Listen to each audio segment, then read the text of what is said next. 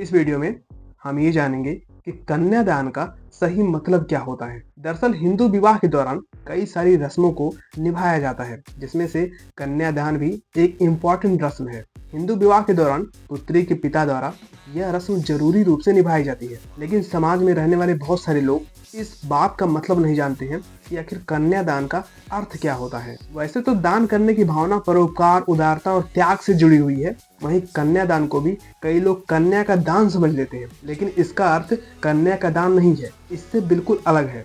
कन्यादान का सही अर्थ होता है कन्या का आदान करना, जिसका अर्थ होता है कि पिता अपनी बेटी की जिम्मेदारी वर को सौंपता है। यानी कि अभी तक एक पिता अपनी बेटी की पूरी जिम्मेदारी लिया हुआ था, खान पान पोषण हर एक चीज का, अब वो जिम्मेदारी दूल्हे को सौंप दिया है। यानी कि वर की जिम्मेदारी है उसका पालन पोषण हर एक चीज करना।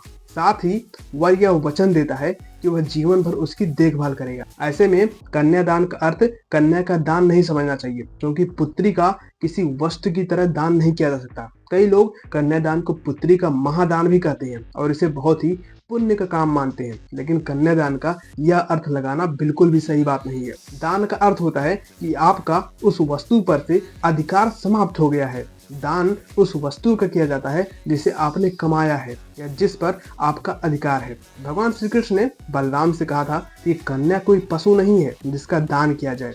कन्यादान का सही अर्थ है कन्या का आदान करना, न कि कन्या का दान करना। यहाँ आदान का अर्थ लेना या ग्रहण करना।